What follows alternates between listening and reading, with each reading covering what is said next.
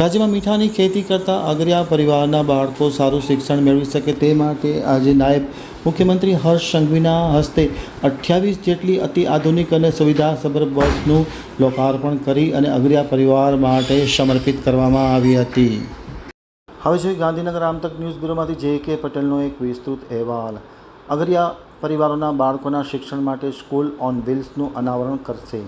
નાયબ મુખ્યમંત્રી હર્ષ સંઘવીના હસ્તે સ્કૂલ ઓન વ્હીલ્સ 28 બસોનું લોકાર્પણ કરવામાં આવ્યું હતું। ગુજરાત રાજ્ય માર્ગ પરિવહન નિગમ દ્વારા રાજ્ય સરકારના શિક્ષણ વિભાગ સમગ્ર શિક્ષા અભિયાન અંતર્ગત તૈયાર કરવામાં આવેલી ખાસ school on wheel bus super express over age scrap બસની ચેસિસ વિથ બોડીનો ઉપયોગ કરીને બનાવવામાં આવી છે। ખાસ કરીને આ બસની વિશેષતા એ છે કે દરિયા કિનારે મીઠા અને ભેજવાળી હવામાં કામ કરતા અગરિયાના બાળકો માટે શિક્ષણની વ્યવસ્થા થઈ શકે અને બસની આવરદા લાંબો સમય રહે તે પ્રકારની ઉપલબ્ધ કરવામાં આવી છે। બાળકોના અભ્યાસ કરવા માટે ઇકોનોમી ડિઝાઇન અને આકર્ષક દેખાવવાળું ક્લાસરૂમ દીઠ 20 નંગ સ્ટડી ટેબલ સહિત અને આસન સહિતની સુવિધાઓ ઉપલબ્ધ બનાવવામાં આવી છે। કોઈપણ જગ્યાએ વિદ્યુત જોડાણ વગર 48 કલાક સુધી તમામ ઇલેક્ટ્રોનિક્સ અને ઇલેક્ટ્રિક સાધનો ચલાવી શકાય તેવી આ બસમાં સુવિધા ઉપલબ્ધ કરવામાં આવી છે। 20 વર્ષની વોરંટીવાળી સોલાર પેનલ ધરાવતી ઓફ ગ્રીડ પાવર પ્લાન્ટ દિશા સૂચન માટે હોકા યંત્રની પણ બસમાં વ્યવસ્થા કરવામાં આવી છે। આ બસનું આજે નાયબ મુખ્યમંત્રી હર્ષ સંઘવીના હસ્તે વિધિવત ઉદ્ઘાટન કરવામાં આવ્યું હતું।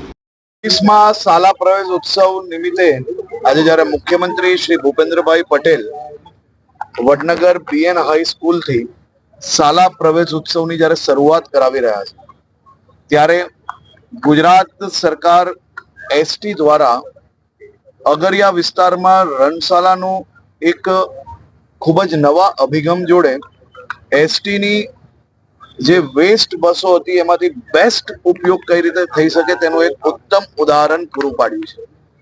28 રણશાળા આજે અહીંયાથી આ અગરિયા વિસ્તારો માટે પ્રયાણ કરશે। આ રણશાળા એ એક ખૂબ જ યુનિક મોડલ છે। બસની અંદર 20 થી વધુ બાળકો સીધી સોલાર એનર્જીના માધ્યમથી ટીવી અને ડીશ ટીવીનું બી અંદર જ વ્યવસ્થા છે જેથી ઓનલાઈન જે ક્લાસીસ ગુજરાત સરકાર દ્વારા ચલાવવામાં આવે છે તે બી આ બધા જ બાળકો લાભ લઈ શકશે। આ બાળકો જે રનની અંદર જેના પરિવારજનો કામ કરી રહ્યા છે, જે ભણતરથી ક્યાંક ને ક્યાંક દૂર જવું પડે તે માટે ભણતરથી દૂર રહેતા હતા એવા પ્રત્યેક બાળકોને આ બસમાં ક્લાસ થકી આવનારા દિવસોમાં ભણતર આપવામાં આવશે। આપ જોઈ શકો છો આ બસો જે કંડમ હાલતની અંદર હતી એ જ બસ આજે ઉત્તમ શાળાની ક્લાસ હોય એ પ્રકારની વ્યવસ્થાઓ આ બસની અંદર કરવામાં આવી છે। સંપૂર્ણ રિવેમ્પ કરવામાં આવી છે। આ જ બસમાં ચારેવ ફસાટ પર જે રમતા રમતા કઈ રીતે ભણી શકાય તેનો બી પ્રયાસ કરવામાં આવ્યો છે।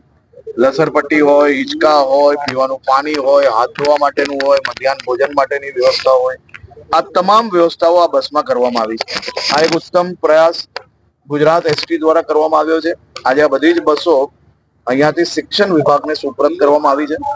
હું આશા રાખું છું કે આવનારા દિવસોમાં આ બધી જ બસોનો ઉપયોગ વધુમાં વધુ થશે। આવી બીજી બી અનેક બસો અમે લોકો ભવિષ્યની અંદર તૈયાર કરીને અલગ અલગ ક્ષેત્રમાં મૂકીને જ્યાં બાળકોએ દૂર સુધી જવું પડતું હોય તે ના જવું પડે તે માટેનો પ્રયાસ કરશું। ગઈકાલે બેઠક ચાલી